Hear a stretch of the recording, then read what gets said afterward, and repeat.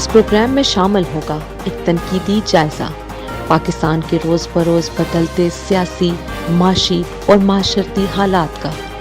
ملک میں کیا ہو رہا ہے، کیسے ہو رہا ہے اور کیوں ہو رہا ہے، تجزیہ پیش کیا جائے گا پس پردہ محرکات کا۔ پاکستان کے بارے میں آپ سب کچھ جان سکیں گے ان سائٹ پاکستان میں قاضی محمد اسد کے ساتھ، ہر اتوار اور منگل کی شب 8 بجے صرف ہزارہ ایکسپریس نیوز پر۔ آداب دوستو، پروگرام انسائٹ پاکستان کے ساتھ میں ہوں آپ کا ہوسٹ قاضی اسد۔ سیاست میں مچی بہت زیادہ ہلچل پہ آج ہم گفتگو کریں گے۔ میں آپ کو اس کا تھوڑا سا بیک گراؤنڈ بتا دوں کہ بیسیکلی سیاست میں ہوا کیا۔ اصل میں ایک خاص بیانیہ تھا جو پنپ رہا تھا پچھلے بہت سارے عرصے میں، اور اب جا کے اس کو مین سٹریم پولیٹیشنز نے بھی اڈاپٹ کر لیا ہے۔ یہ واقعہ ہے آج سے کچھ سال پہلے کا، جب کراچی میں ایک اندھناک قتل ہوا۔ ایک نوجوان جس کا نام نقیب اللہ محسود تھا، وہ قتل ہو گیا۔ اس کے قتل کا الزام اس وقت کے ڈی ایس پی راؤ انوار پہ لگا۔ جیسا پاکستان کا سسٹم ہے، ڈی ایس پی راؤ انوار کے خلاف کوئی کارروائی نہیں ہوئی، تو پشتون دوستوں نے اور بلوچ دوستوں نے اس کے خلاف احتجاج شروع کیا۔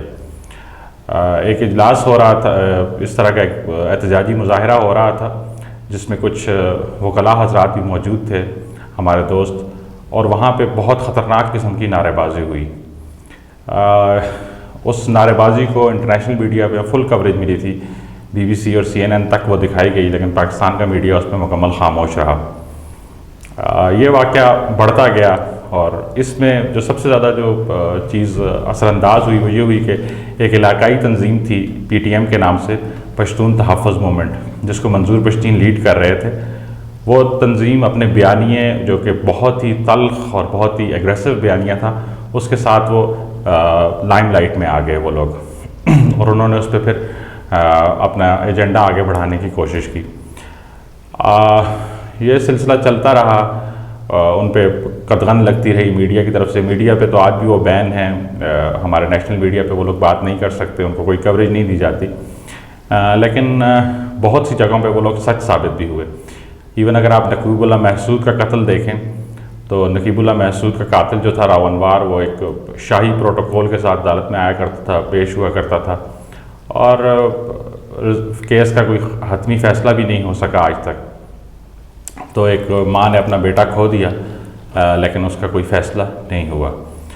بیسیکلی یہ بیانیہ جو تھا یہ اینٹی اسٹیبلشمنٹ بیانیہ تھا، اور اینٹی اسٹیبلشمنٹ سے بھی زیادہ اگر ہم اس کو مخصوص لفظ دیں تو اینٹی آرمی بیانیہ تھا جو لے کے وہ لوگ چلے تھے۔ ان لوگوں نے اپنے علاقے میں ہونے والے سارے نقصانات کا ذمہ دار فوج کو ٹھہرایا، لیکن ان سے مذاکرات نہیں کیے گئے، ان کو کسی جگہ میڈیا کوریج نہیں دی گئی کہ ان کا نقطہ نظر آپ لوگ سن سکیں اور فیصلہ کر سکیں کہ وہ لوگ ٹھیک کہہ رہے ہیں یا غلط کہہ رہے ہیں۔ یہ سلسلہ چلتا رہا، اور پھر یہ سلسلہ اتنی طاقت کے ساتھ سامنے آیا کہ ہم نے دیکھا کہ اے پی سی کانفرنس میں جو اپوزیشن پارٹیز ہیں، ہماری مین سٹریم پارٹیز ہیں، Noon league, peoples party, J U I F, انہوں نے بھی وہ سیم بیانیہ دوبارہ ریپیٹ کیا۔ جو پہلی اے پی سی کانفرنس ہوئی تھی جس میں ویڈیو خطاب کیا نواز شریف صاحب نے، اور اس میں مریم نواز صاحبہ نے بھی اپنا بیان دیا، اور اس میں بات کی مولانا فضل الرحمان صاحب نے، محمود خانہ چکتئی صاحب نے، اور اس میں محسن داوڑ بھی شریک تھے جن کا تعلق پی ٹی ایم سے ہے۔ تو انہوں نے بات کی اور انہوں نے وہی بیانیہ پوری شد و مت کے ساتھ دوبارہ بیان کیا۔ اب یہ بیانیہ ایک نیشنل سطح پہ اجاگر ہونے لگا۔ سلسلہ چلتا رہا، اور جو ابھی جلسہ ہوا گجرانوالہ میں اے پی سی کا، اس میں اس بیانیے میں بہت شدت آ گئی، اور بباغ دہل سیاستدانوں نے یہ سب کہنا شروع کر دیا۔ یہ بات محمود خانہ چکتئی صاحب نے بھی کی، یہ بات مولانا فضل الرحمان صاحب نے بھی کی، یہ بات بلاول بھٹو صاحب نے بھی کی، اور یہ بات پھر نواز شریف نے اپنے ویڈیو خطاب میں بھی کی۔ میں نے نون لیگ کے کچھ رہنماؤں سے بات کی، اور ان سے میں نے پوچھا کہ آپ نے اس میں وہ جو پارٹی بیسیکلی یہ بیانیہ لے کے آئی تھی پی ٹی ایم، اس کو شرکت کی دعوت کیوں نہیں دی؟ تو انہوں نے مجھے یہ جواب دیا کہ محسن داوڑ صاحب کو شرکت کی دعوت دی گئی تھی، لیکن محسن داوڑ صاحب نے خود انکار کیا شرکت کا، اور اس کی وجہ یہ بتائی کہ وہ چاہتے تھے کہ منظور پشتین شرکت کرے، لیکن منظور پشتین چونکہ پارلیمانی سیاست کے اندر نہیں ہیں اس وقت پاکستان میں، وہ ایک باہر سے کام کر رہے ہیں، تو اس لیے APC ان کو دعوت نہیں دے سکی۔ بہرحال یہ بیانیہ چلا اور یہ بیانیہ اس قدر تلخ، سنجیدہ اور ایگریسو ہو گیا کہ ڈائریکٹ سٹنگ آرمی چیف جو ہیں جنرل باجوہ صاحب، ان کا نام لے کے بات کی گئی۔ نواز شریف صاحب نے اپنی تقریر میں بہت بار جنرل باجوہ صاحب کا نام لیا اور ڈائریکٹ ان کو کویسچن کیا۔ انہوں نے کہا کہ ملک کی جو ساری تباہی اور بربادی ہے اس کے ذمہ دار آپ ہیں، کیونکہ آپ اس شخص کو یہاں پر لے کے آئے ہیں، آپ نے اس کو اقتدار دیا ہے اور اس کی وجہ سے ملک تباہ ہو رہا ہے۔ اس دوران میں ایک اور اتفاق ہوا کہ اس میں امریکہ کی جو ہیلری کلنٹن صاحبہ ہیں، جو پچھلے پریزیڈنشل الیکشن میں کینڈیڈیٹ بھی تھیں، انہوں نے ایک بیان دیا اور انہوں نے ڈیپ سٹیٹس کے بارے میں جب ان سے پوچھا کہ ڈیپ سٹیٹ کیا ہوتی ہے، تو انہوں نے کہا کہ ڈیپ سٹیٹ کی اگر آپ نے سمجھنا ہے تو آپ پاکستان کی مثال لے لیجئے۔ پاکستان بیسیکلی پاکستان کے اندر ایک ڈیپ سٹیٹ کام کر رہی ہے، اور ڈیپ سٹیٹ سے مراد یہ ہے کہ پاکستان کو ایجنسیز اور کچھ مخصوص افراد چلا رہے ہیں۔ وہ چاہتے ہیں تو کسی کو اقتدار بخش دیتے ہیں، وہ چاہتے ہیں تو اقتدار چھین لیتے ہیں، وہ چاہتے ہیں کسی کو ملک بدر کر دیتے ہیں، وہ چاہتے ہیں کسی کو دنوں میں ہیرو بنا دیتے ہیں۔ اب یہ بیان اور ہمارے سیاستدانوں کا بیان، یہ سب اگر آپ ملا کے دیکھیں تو ان کا جو بیانیہ ہے وہ بہت زیادہ طاقت پکڑ گیا۔ اس کا مطلب تھا کہ نواز شریف صاحب جو بات کر رہے ہیں، جو بات مریم نواز صاحبہ کر رہی ہیں، جو بات مولانا فضل الرحمان کر رہے ہیں، جو بات محمود خانہ چکزئی صاحب کر رہے ہیں، اور جو بات منظور پشتین کر رہے ہیں، وہ بات حقیقی ہے اور اس کا وہ بالکل ایک سچ بات کر رہے ہیں۔ تو اس سیاست کا بہت نقصان بھی ہوا۔ اگلے دن عمران خان صاحب نے اپنی ٹائیگر فورس کے ساتھ ایک خطاب کیا کنونشن سینٹر اسلام آباد میں، اور انہوں نے بہت ہی ایگریسو لہجے میں انہوں نے بھی جواب دیا، اور انہوں نے وہ روایتی الزامات بھی لگائے۔ انہوں نے کہا کہ یہ لوگ اداروں کو بدنام کر رہے ہیں اور ان کے خلاف چل رہے ہیں، اور اس طرح کی بات چیت کی گئی۔ آج میرے ساتھ پروگرام میں شامل ہیں ثانیہ اعوان صاحبہ۔ ثانیہ اعوان صاحبہ مسلم لیگ نون کی جو سوشل میڈیا ٹیم ہے اس میں مانسیرا ڈویژن کی نائب صدر ہیں۔ آپ سوشل میڈیا بہت ایکٹیو ہیں اور نون لیگ کے بیانیے کو آگے لے کے چلتی ہیں، تو آج ہم ان سے پوچھیں گے اور ان سے اس پہ بات کریں گے کہ نون لیگ اتنے تلخ اور اتنے اگریسو بیانی کے ساتھ کیوں آئی، اس کا ان کو نقصان ہو رہا ہے یا فائدہ ہو رہا ہے، اور اس میں حقیقت کتنی ہے۔ ثانیہ اعوان، ویلکم ٹو دا شو، بہت شکریہ کہ آپ تشریف لائیں۔ میں آپ سے پہلے تو یہ پوچھنا چاہوں گا کہ آپ سیاست میں آپ کی انٹری کیسے ہوئی، آپ نے کیسے مناسب سمجھا کہ آپ سیاست کے میدان میں کام کریں؟ اپنا تھوڑا سا بیک گراؤنڈ ہمارے ناظرین کو بتائیے کہ آپ نے کام کیسے شروع کیا اور اس کام میں آپ کو کیا مشکلات پیش آئیں اور آپ کس حد تک کامیاب ہوئیں، تو اس کے بارے میں ہمیں تھوڑا سا آپ بتائیے۔ جی، سیاست میں تو مجھے بچپن سے شوق تھا، بچپن سے ہی میں PMLN والوں کو لائک کرتی تھی بہت زیادہ۔ لائک کرتے کرتے بس اس طرح ہوا کہ پہلے نواز شریف کی پیک وغیرہ جمع کرتی تھی جب 6 سال کی میں تھی، بہت پورا گھر بھر دیا تھا میں نے پیک لگا کے، بس کرتے کرتے بس جب 2013 ہوا تو سب سے پہلا جو ووٹ تھا میں پاکستان آئی، میں نے PMLN والوں کو ہی دیا سب سے پہلا ووٹ، اور آخری ووٹ بھی انشاءاللہ نون لیگ کا ہی اور پہلا بھی۔ ٹھیک ہے، تو اب جو آپ نون لیگ نے جو اتنا ایگریسو سٹانس لے کے وہ لوگ آئے ہیں، اس کے بارے میں آپ کیا کہیں؟ کیا آپ اس کو اصل میں مریم نواز صاحبہ نے اپنے ایک انٹرویو میں یہ بھی کہا کہ ان کی پارٹی ان کی اور ان کے والد کے بیانیے کا بوجھ نہیں اٹھا پا رہی ہے، تو آپ اس بارے میں ہمیں کچھ بتائیں کہ آپ ان کے بیانیوں کو فالو کرتے ہیں؟ ہم لوگ نواز شریف کے بیانیے کو فالو کر رہے ہیں انشاءاللہ، پوری عوام، میں نہیں پوری عوام فالو کر رہی ہے انشاءاللہ۔ پوری عوام اس وقت جو ہے نا نواز شریف کے ساتھ ہے، کون غلط ہے کون صحیح ہے اب عوام یہ تو سمجھ گئی ہے، ٹھیک ہے۔ ہم لوگوں نے ووٹ دیے نواز شریف کو لیکن پڑ گئے عمران خان کو۔ کیسے؟ ہم لوگوں نے تو عمران خان کو ووٹ دیے ہی نہیں تھے۔ جس طرح عمران خان کل بچوں کی طرح وہ خطاب آپ لوگوں نے سنا ہوگا، جس طرح ہم لوگ بچپن میں اگر کوئی بچہ دوسرا ہماری شکایت لگا لیتا ہے ٹیچر کو تو ہم یوں کر کے اس کو بولتے تھے کہ آپ آ جائیں میں آپ کو پوچھوں گا۔ تو کیا یہ وزیر اعظم کے ساتھ یہ چیزیں زیب دیتی ہیں؟ کیا یہ وزیر اعظم اس طرح کا ہوتا ہے پاکستان کا؟ کتنی مہنگائی ان لوگوں نے کی ہوئی ہے، آپ ذرا جا کے پتہ کریں۔ غریب لوگ خودکشیاں کر رہے ہیں۔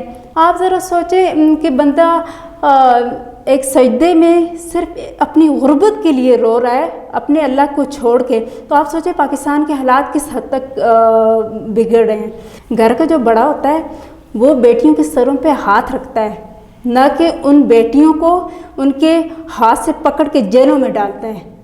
ٹھیک ہے، یہ چیزیں یہ زیب نہیں دیتی ہیں ہمارے بڑوں کو.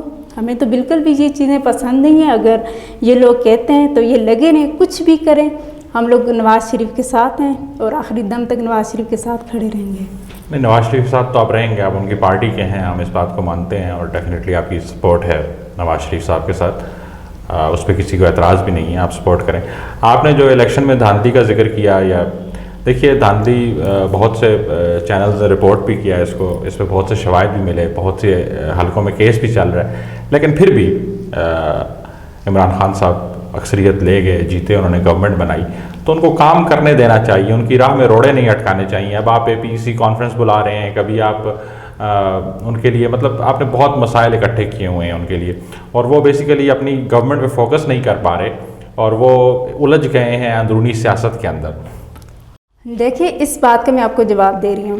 اگر عمران خان نے 2 سالوں میں اس نے کوئی ایک کام کیا ہو، اگر ہم عوام ساتھ نہ دیں پھر بات ہے. اپوزیشن جماعت کوئی بھی اگر ساتھ نہیں دے رہی تو ہم لوگ ان کو پہلے غلط کہیں گے، لیکن ابھی تک مہنگائی کے علاوہ اس نے کوئی کام کیا ہی نہیں ہے. بس خطاب کرتا ہے، کبھی ایک کی نقل اتار رہے، کبھی دوسری کی. کیا یہ وزیر اعظم کو یہ چیزیں زیب دیتی ہیں؟ کیا وزیر اعظم اس طرح کے ہوتے ہیں پاکستان کے؟ کسی بھی اچھا کہ کوئی بھی بندہ اٹھ کے، ایک وزیر اعظم اٹھ کے اس سے کہیں کہ بھائی تم مہنگائی پہ بات کرو. ٹھیک ہے، اسلام آباد میں ڈی چوک میں آج کتنے دن ہو گئے عورتیں بیٹھی ہوئی ہیں، شاید آپ نے سنا ہوگا. تو کیا آپ اس کے اوپر آپ نے بات نہیں کی؟ ادھر آپ کو غیرت نہیں آتی؟ ادھر اگر آپ کے لیے کوئی اگر جلسہ کر رہے ہیں، مہنگائی کے بارے میں کوئی نکل رہے ہیں، اپوزیشن جماعتیں نکل رہی ہیں، بات کر رہے ہیں، تو اس کی آپ لوگوں کے سامنے اس طرح نقلیں اتار رہے ہیں؟ کہاں کا یہ طریقہ ہے؟ کہاں کس طرح کا یہ وزیر اعظم ہے؟ آپ کی پارٹی کا موقف ہے، لیکن ایک بات ہے کہ ڈائریکٹ اداروں کو بھی ہٹ کرنا میرا خیال ہے جو آپ کی نون لیگ کر رہی ہے. دیکھیں ادارے بھی ہمارے، ہم اداروں کی اور ادارے ہمارے. نہ ادارے ہمارے بغیر چل سکتے ہیں اور نہ ہم ان کے بغیر چل سکتے ہیں. وہ جب ہمارے پاکستانی ہیں تو پھر ان کے آپس میں یہ دشمنیاں کیوں؟ یہ کوئی غیر ملک کے لوگ تو نہیں ہیں. ہم اپنے پاکستانی، ہم لوگوں کو تو ایک ہونا چاہیے نا. دشمنی یہ خود کر رہے ہیں، انگلیاں یہ خود اٹھا رہے ہیں، پھر جب ہم لوگ بولتے ہیں تو کہتے ہیں غدار ہیں. یہ تو طریقہ نہ ہوا نا. یہ چیزیں زیب نہیں دیتی ہیں ان کو. پہلے کام یہ کرتے ہیں، جب جواب دیتے ہیں تو ان کو برا لگ جاتا ہے. جب بھی مریم نواز جواب دیتی ہیں، کتنے مطلب ان پہ مصیبتیں آئیں. آپ ذرا سوچیں کہ کوئی پہلے ان کو جیل میں ڈالا، ٹھیک ہے، عورتوں کو کوئی اس طرح بیٹیوں کو جیلوں میں بند کرتا ہے، جیل میں بند کیا. پھر ان کی مدر کی جب ڈیتھ ہوئی تو رات کو جا کے دروازہ کھٹکھٹا کے کہتے کہ تمہاری مدر کی ڈیتھ ہوگی. کیا ان لوگوں نے تکلیفیں برداشت نہیں کی ہیں اس پاکستان کے لیے؟ ان کے دل پہ مطلب کیا گزری ہوگی؟ تو پھر کہتے ہیں کہ ان لوگوں نے کیا کیا. تو وہ تو آپ لوگوں کے سب کے سامنے ہے، جو حالات آئے ان پہ، جو مشکلات ان لوگوں پہ آئی، جو کچھ وہ سہ رہے ہیں، برداشت کر رہے ہیں. میں پھر بھی یہ کہہ رہی ہوں کہ ان کے اندر برداشت ہے، یہ خاموش ہیں. میں تو بار بار یہ کہتی رہی ہوں، یہ کیوں چپ ہیں؟ آج کل جو بول رہے ہیں میں خوش ہوں. ان کو بولنا چاہیے. یہ نہیں بولتے، اس طرح ظلم سہتے رہیں گے یہ لوگ اور ظلم کرتے رہیں گے. کتنے ظلم ان لوگوں نے سہے. گرفتاری ان کی ہوئی، جب ان کی ماما کی ڈیتھ ہوئی کچھ دن گزرے دوبارہ ان کو جیل میں بند کر دیا. کہ آپ خود ذرا جیل میں جو جانا تھا نا، بیسیکلی وہ ایک ذاتی معاملہ تو نہیں ہے نا. دیکھیے جیل میں وہ گئے، ان کے اوپر کیسز تھے تو ان کو جیل میں ڈالا گیا. لیکن یہاں پہ بات آ جاتی ہے تھوڑا سا، کچھ چیزیں ایسی ہوتی ہیں جو سینسٹیو ہوتی ہیں، جن کو اگر ہٹ نہ کیا جائے تو بہتر سمجھا جاتا ہے. چلیں ٹھیک ہے، آپ بصیرت مجموعی کس طرح دیکھتی ہیں کہ آپ کی پارٹی نواز شریف کے بیانیے کو ساتھ لے کے چل پائے گی، اس بیانیے کا بوجھ اٹھا پائے گی؟ آپ لوگوں نے دیکھا ہوگا کہ میں کس طرح بولتی ہوں. 13 سال سے میرا ورک ہے سوشل میڈیا پہ. لڑکیوں کے لیے انتہا کا مشکل ہوتا ہے، اور دوسری بات یہ کہ مخالفین بھی بہت زیادہ ہوتے ہیں. پھر بھی لڑکیوں کے لیے فیس کرنا بہت مشکل ہوتا ہے، لیکن بہادری کے ساتھ. ہر عام بندے کا کام نہیں ہے، ٹھیک ہے. میں ابھی بھی یہی کہہ رہی ہوں، بہادری کے ساتھ آئیں. جتنے بھی سیاستدان ہیں، جتنے بھی لوگ ہیں، جب تک یہ بہادری کے ساتھ نہیں آئیں گے، ڈریں گے نا، یہ بات کریں گے سچ تو ہمیں مار دیا جائے گا. نہیں، کیوں؟ ہم مسلمان ہیں، ہم ایک हम बहन भाई एक दूसरे को क्यों मारेंगे? क्या मतलब हम किसी दूसरे मुल्क में रह रहे हैं? क्या हमारे दूसरे मुल्क से यहाँ पे लोग आके हमें इस तरह कत्ल करेंगे? नहीं, ऐसा नहीं हो सकता। जो बात है सच सच करें। नवाज शरीफ साहब ने जो कहा सच कहा। ठीक है, बहुत शुक्रिया, आपने हमें कीमती वक्त दिया और आपसे दोबारा बातचीत होती रहेगी, हम आपसे अपडेट्स लेते रहेंगे इसके बारे में।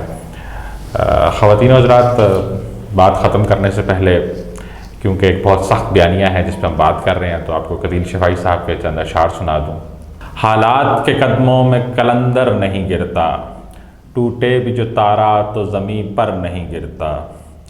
गिरते हैं समंदर में बड़े शौक़ से दरिया, लेकिन किसी दरिया में समंदर नहीं गिरता।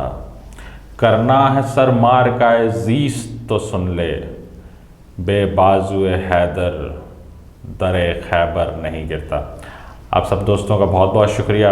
अगले प्रोग्राम में फिर आपसे मुलाकात होगी और हम सियासत को डिस्कस करेंगे। तब तक के लिए अल्लाह हाफ़िज़। इस प्रोग्राम में शामिल होगा एक तनकीदी जायज़ा पाकिस्तान के रोज़ बरोज़ बदलते सियासी, माशी और माशरती हालात का। मुल्क में क्या हो रहा है, कैसे हो रहा है और क्यों हो रहा है, तज्ज़िया पेश किया जाएगा पसे पर्दा मुहर्रकात का। पाकिस्तान के बारे में आप सब कुछ जान सकेंगे इनसाइड पाकिस्तान में काजी मोहम्मद असद के साथ, हर इतवार और मंगल की शब 8 बजे सिर्फ हज़ार एक्सप्रेस न्यूज़ पर।